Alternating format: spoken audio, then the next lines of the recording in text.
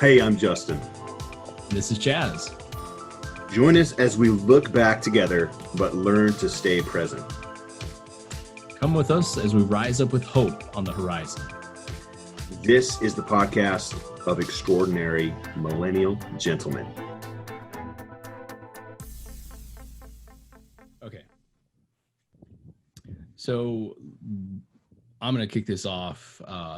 Usually you kick this part off, but what have you been consuming lately? I'm curious, interested to know. I'm sure our listeners are like, yeah, what are these guys doing? Yeah, man, I'm still getting a steady dose of retro gaming lately. Ooh, nice. Been using a Raspberry Pi retro gaming machine. That's right. Yeah, you mentioned Not that. a So what games are sponsor. the latest go-to? Oddly enough, a lot of Zelda, because I can just pick them up and start playing them. And Yeah. my kids are like, "Hey, Dad, what's that?" And I'm not like, "Avert your eyes or plug your ears." Right. Right. I don't My know what's going to happen in this cutscene. Yeah, I've not played this before. Yeah, exactly. that's right. Shut the TV off, turn the volume down. No, and one of my daughters is like really into it. She's like, "Dad, how do we get out of this room?" I'm like, "I don't know. This is an elementary game, but it's tricksy." Yeah. So some of that. What about you? You guys watching anything? I know you had some shows that you were getting through. Yeah, so still watching this. Not as much as last week, but I will mention it since you brought it up. I believe Meteor Garden, the Chinese show, and so that's been fun. I actually found just with my history of China and speaking Chinese that I started to almost respond to people in Chinese, and I think I started to dream a little in Chinese just from watching a handful of episodes back to back. So it was kind of Interesting. a trip to be like, why am I only thinking about that object in Chinese? So that part was weird. But yeah, consuming on the game level, we still have the original Wii, and that's what we sport. So I've been picking up some oldie games, super cheap right now, right? I mean, it's super old. So the little one over here he's I mean, maybe too much into it, but I mean, we limit how much we play together. But it's kind of our, hey, Dad, do you have a break at lunch? Can we play for 20 minutes? And then, There you go. after dinner for another level or two. And so he's huge right now into 4 Lego. hours later. Exactly. Any of the Lego games. So Lego Star Wars, Yep. Legos Harry Potter 1 and 2. We got both the Star Wars ones. And the most recent one we played for quite a bit, and now it's like on pause because I think it was like our go-to. I got Super Smash Bros, and so he'll play that, and he's won some levels, like full on, like beat me and the other two CPUs. Nice. So I was like, oh, so way fun, old school, low graphics, but like you said, family friendly games. Man. So that's fun. Fun entertainment. Mm-hmm. Yeah. Oh, that's good. The only other recent thing we've done is we're trying to get outside more, right? Get out in nature a bit more. So we did a small, we call it a hike, but it was more of a trail walking around here into some of the foresty area. We saw like a man-made little waterfall that was built like around the war times. Just finding some nature paths. Walking around, getting some outside, getting some sun, stuff like that. Yeah. Anything else on your end? The other thing I was just going to mention, you're talking about walking around, suburbs of Chicago. Yeah. I finished Devil in the White City by Eric Larson, not a sponsor. Not doing the book review, actually, but really fascinating book. World's Fair held in Chicago. And contrasting that and that worldwide event. There's no such thing as a World's Fair anymore, which is kind of a curious thing, maybe for another discussion. But great book. All the things that I enjoy about a good historical nonfiction book. Yep. Great level of detail, not so much you snooze, and great insights into people's lives. I was gleaning things from that book about how I need to shut up and work harder at the projects I have at work, because there were people who literally built massive structures of great beauty and great complexity in like 3 months. Wow. So what's my excuse for thinking that some things I have on my plate need to take a year? True. Without going into too much detail. Much quicker than the Bonhoeffer, I'm assuming. Much more flowy. Way more flowage. Yeah, and sounds not a tiny little shred about spirituality, but 100% into the context of the time. Yeah. Gotcha. But just fascinating. You would never look at Chicago the same. Cliffhanger. There you go. Yes. Leave you on that. Yeah. Well, and that's one thing. Not working downtown anymore. Used to, daily taking the train, walking. I would walk 3 blocks from Central Station inward into the city, into the, kind of, I don't know if it's the heart of the city, but inward. And those structures are amazing. Like the architecture, the beauty of the architecture. I mean, that's one of the reasons I wanted to work downtown and loved going down there, was that feel, that all that stuff that got built, seems like in that time frame, or a big chunks of it at least. So yeah, I'll have to pick that one up and read about it. Crazy. Yeah, very cool. So audience, what are you guys reading? What you guys consuming? Let us know. We'll bring it up here on the next shows. So we're gonna flip topics here. We are going a little old school today. Old school with a K. School. Cool. School. So to kick this part off, I'm going to mention again, not a book review week, but we've got some books in our lives that mention these things. So if anybody's out there has read this book by David Sachs, S-A-X, The Revenge of Analog. The subtitle here, let me pull it up close. Real Things and Why They Matter. Interesting part of this is he goes into some social and just what's going on around us of old things coming back. So here's my little show and tell. Okay, one of these things are coming back with a vengeance. Like, nice. They are like, have you been to Barnes and Noble lately, or any other bookstore? No, I mean, not like recent, but maybe before the whole stay-at-home part. Gotcha. There are sections like new drops by Taylor Swift and other artists are now on vinyl. On vinyl.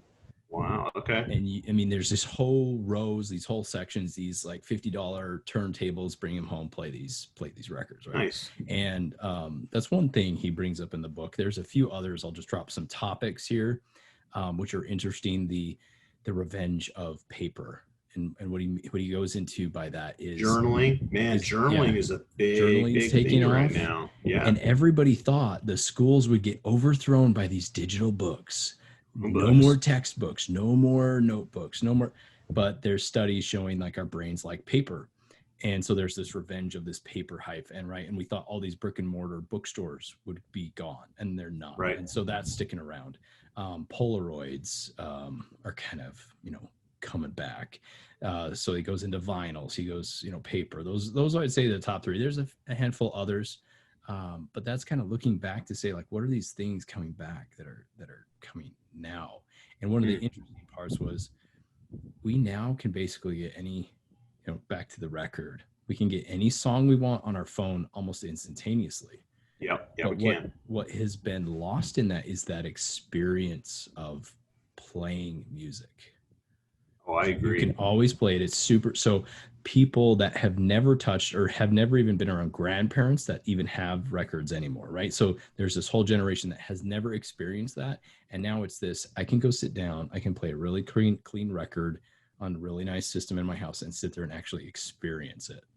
And so it's that physical, tactile, all these things coming back. So that's getting us primed a little bit for some of this nostalgic, looking back stuff. Number one question for me, for us to think through, is why does it seem like our generation, and I'll use the word nostalgia. Yeah. And I don't mean that in like a commercial sense. I mean it in like another way of saying it, which is, why do you think our generation as millennials are so keen and so have this propensity for looking back. Why do you think that is? That's a good question. A theory. I wonder if it's because of the rate of change. That's a great point. I was going to say something similar, but I want to hear what your thoughts are. I mean, and this I've not heard. I don't.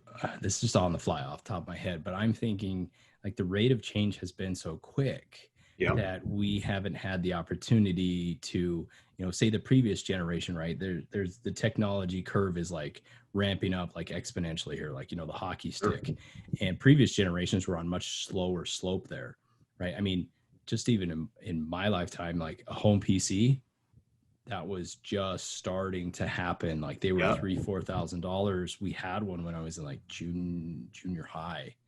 Yeah. And super expensive, super slow, right? 2 megs of RAM or something, right? And people are just gonna laugh when they hear that. It's like, that's crazy. I mean, you used the floppy drives because there was more storage on floppy drives than your hard drive. And we went from that to where we are. And sure, older generations, right? The horse and buggy to car.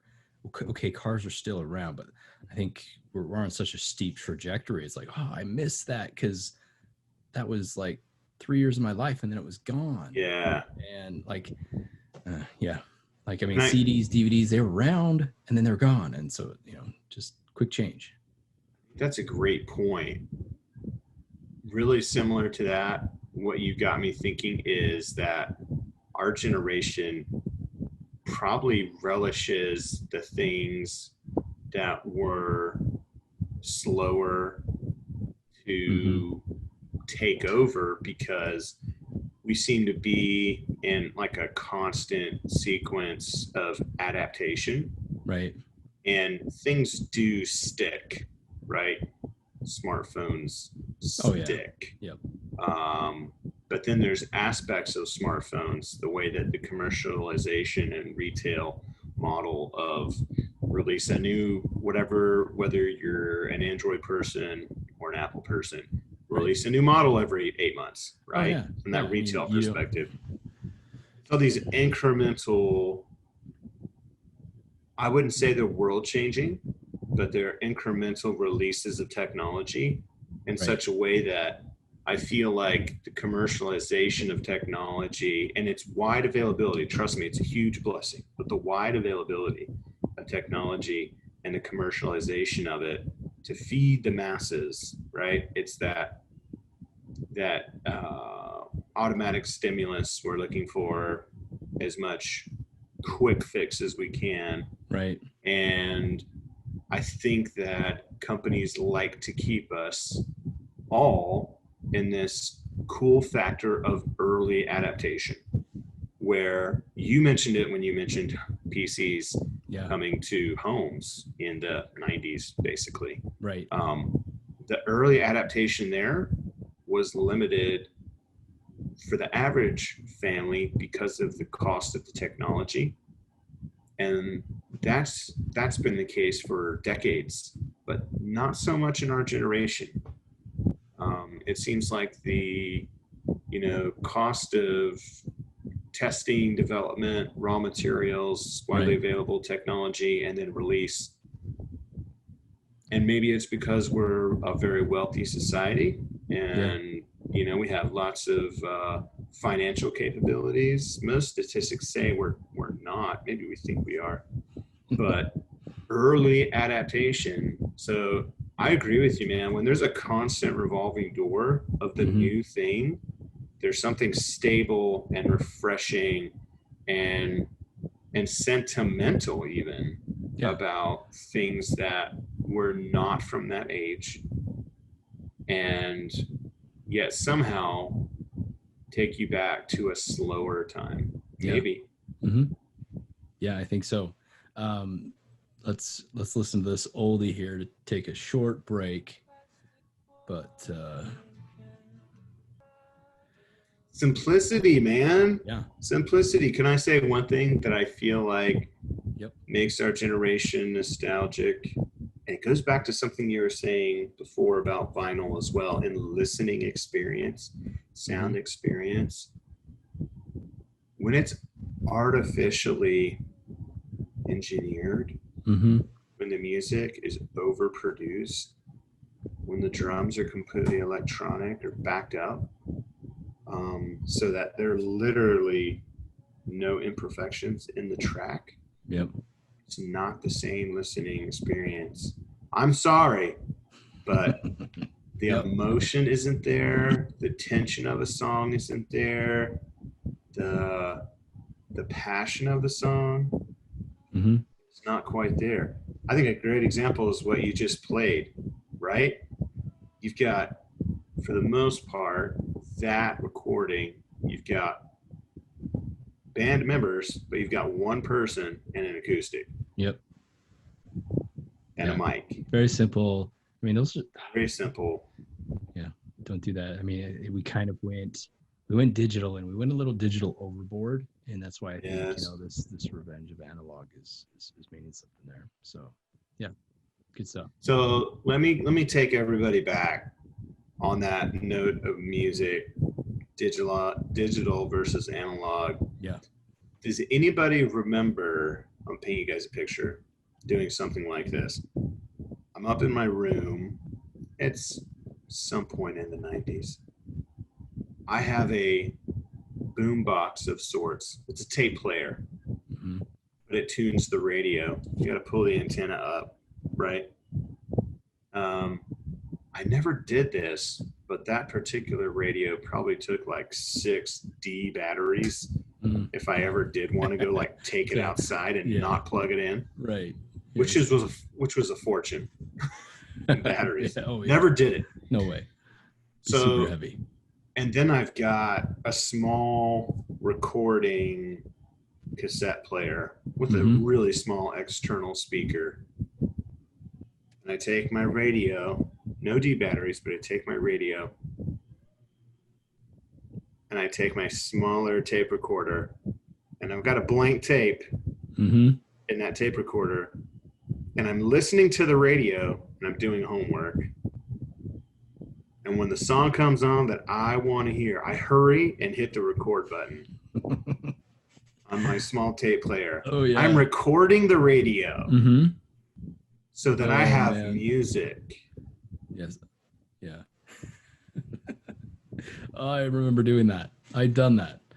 I've done it both with like the small handheld, and then I think maybe a unit one year had it built, like the tape and the CD and the radio were all in, and maybe you could record at the same time. I don't remember, but I just remember recording off the radio. This is pre-internet. I'll throw that out there. Yep. Right? Oh, yeah, radio. Very much so. What's your connection with music? Well, do your parents have music in the form of vinyl or albums or tapes? And maybe in after a certain period, CDs. Again, PCs, personal computers opened up a world of music. Well, and internet, even dial-up. How many of you out there? I mean, I'm just thinking me. I don't listen to the radio anymore. I don't know if others do, but I mean, you've got the satellite radio on account. Your phone. I'm just kidding. You've got the apps for silence. I do that quite often. You got your radio, you got your apps, you got Spotify, you've got what are some of the other ones? Pandora. Listen to satellite radio as well. Oh yeah, you got satellite and podcasts. I mean, you got so many podcasts to listen to, like this one. Subscribe. Subscribe. Give us a thumbs up. But yeah, I mean, there's too many options now. It's like it used to be hard to get a hold of it, and now there's so many options that I'll like flip through the radio, and if there's a commercial on, I'm like next. Okay, turn it off because I couldn't find what I like. But let me tell you, in about 30 seconds. That you just hit it though. For me, you just nailed it. They're not playing what I like. And what I like is so eclectic, and for the most part, in the moment or in the hour or in the period of time, something that I go back to laying on the floor doing homework in my room as a kid and going, oh, that's the song I want to record, and hitting play and record at the same time. Who hasn't done that? Sorry. Here's a flashback. This is way before us millennials, but I do remember as a young kid, and I think the older generation has a little bit of experience with this as well. Your parent, our parents, that era, they did that for TV. They recorded TV on VCRs because I remember tons of recorded videos that we would watch because they were on, late night family TV. And that's right, man. And Magical they World popped in the blank tape and record. Hit the record button. I don't want to go out and pay $25 for that new VC, that new tape when it's on tonight. It's premium special. I'll get, and they would pause for all the commercials. It was commercial. Yeah. Like, so I vaguely remember some of those details. So I think it goes back a generation. And I think it morphed into that for us for tapes.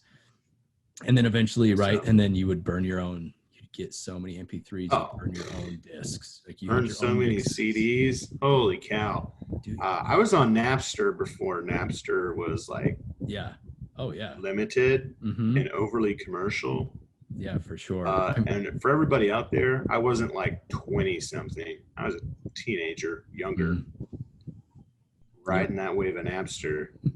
I'll tell you the other thing though, before the FBI come and like raid my house because I have some burned CDs. Wasn't that like a legend for everybody growing up? Where it was like, man, did you hear about the dude down the street? Or there was a freshman last year.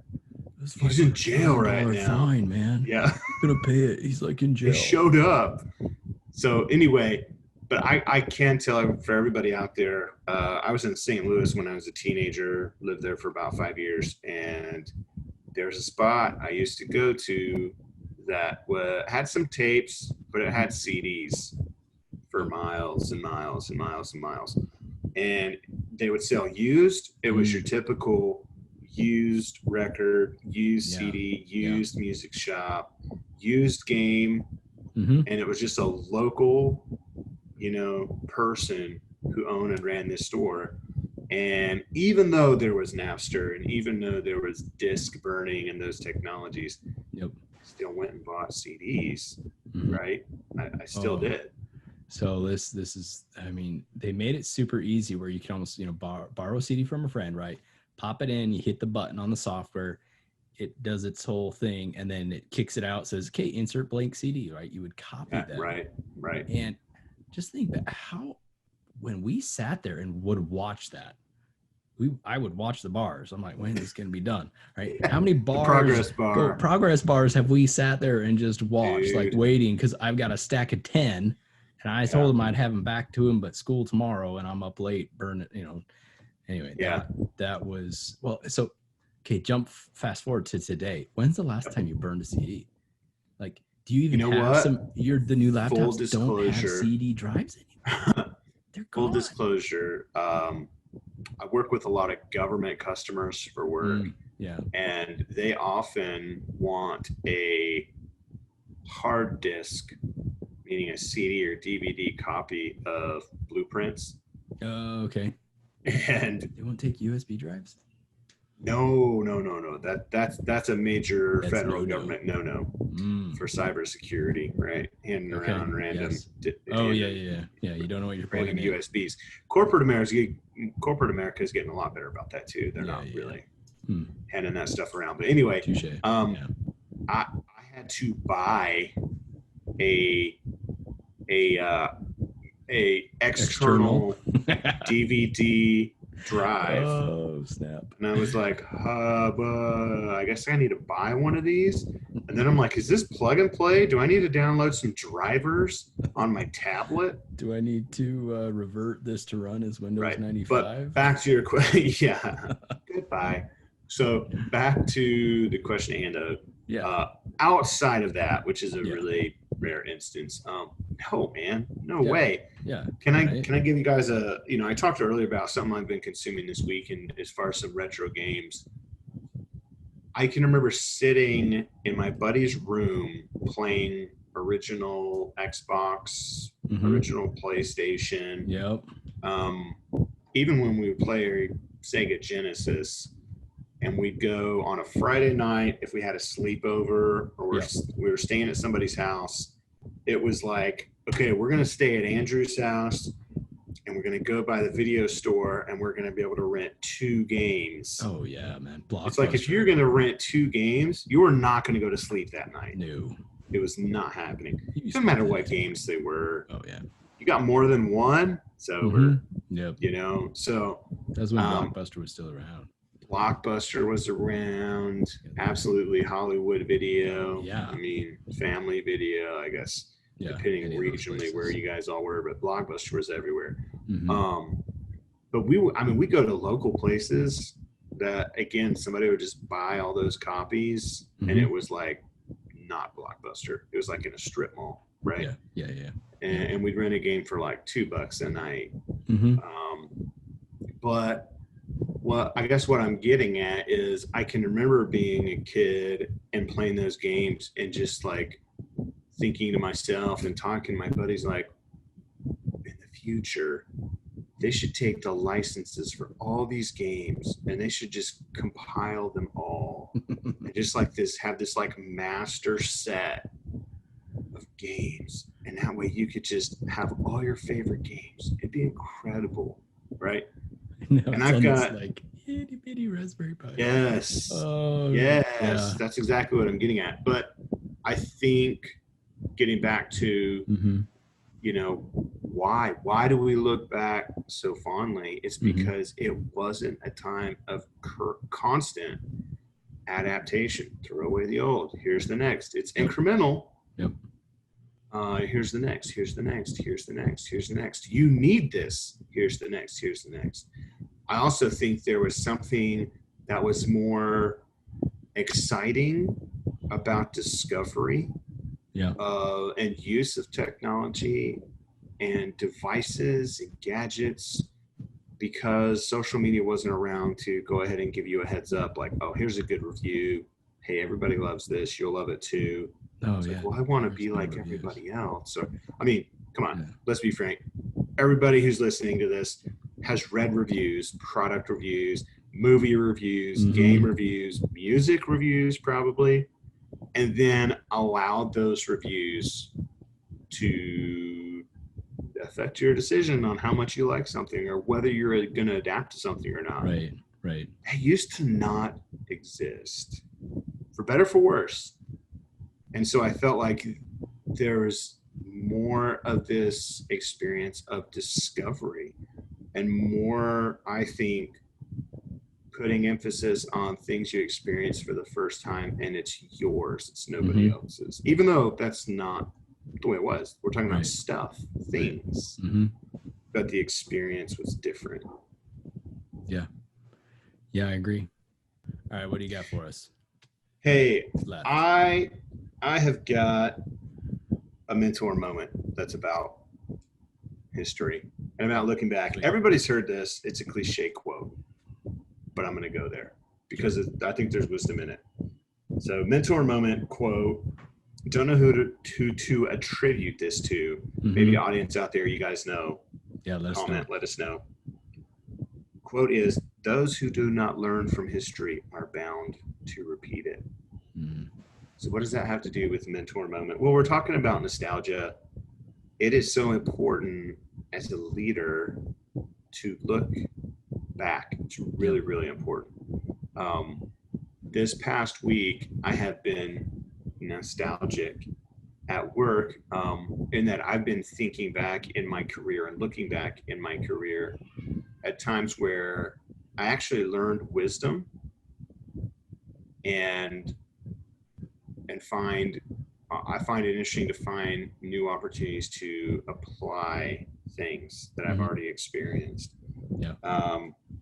The other side of that to me is kind of a warning, which is be really careful, because if you don't look back and reflect on things, especially in history, maybe outside of our lifetime even, because if we assume we're just the greatest, the smartest that's ever been, either as a society, as an organization, or as a leader,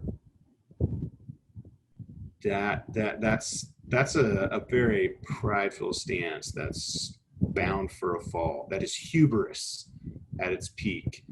you will become every single main character in Shakespeare that ends up either dead or in jail. Right? Repeat. That's right. Repeat. I know better. We know better. We're the smartest. Oh, those foolish fill in the blanks, right? Yep. Those foolish parents, grandparents. Yeah. So I don't know. What do you feel like looking back does for you as a leader or somebody who's trying to lead? Yeah, let me take, hopefully this comes out right, but I think at times in the past we've learned some really important things, right? We've learned some great lessons, and hopefully you have some records on that. So when I think looking back, history for yourself, your own history, like you had some great inspiration, you had some great moments before where you had learned some stuff, and maybe you're getting cabin fever, you're getting in the same routine too much, and you get tunnel vision. You're only focused on this. I'm only focused on work.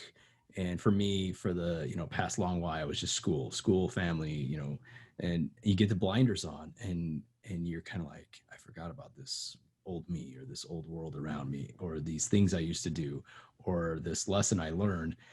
And I think you can look back at some of, if you've been journaling or keeping notebooks or anything like that, or even just thinking back, like you may be facing problems again that you've already addressed and solved, but forgot, like it circled around back to you. So I think there's a lot of study yourself. And I've heard this from other people, but look back to yourself for some of those things, to not only maybe avoid some things, but refresh yourself, or and you may be surprised at what you found back in there in those time periods where you're like, wow, man, like that old me, like that he figured that out. Like, that's cool, because I don't feel like I'm there anymore, or things like that. So I think whatever record you have of that, photos, whatever, just kind of go back to those days, think about some of those things and what insights you might be able to gain from yourself. That's powerful, Chaz. I completely agree. I think a challenge I'd probably give everybody is to think back through some real hardships that you've had, and recall that you made it through it. Maybe you got real beat up, bloodied, metaphorically, physically, whatever, through it. But everybody needs to remember that they've done hard things and they've been through tough things, and that is going to fortify you and better prepare you, because guess what? More hard things are coming, right? Yeah. Difficulty is right around the corner, whether that's voluntary, typically involuntary. Hardship's coming.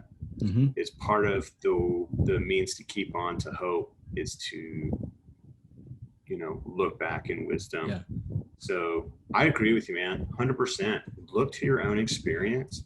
Absolutely look to the experience of others. And that's why I find a lot, I think, in studying about history and individuals in history, famous or not, but impactful lives, I find a lot of wisdom.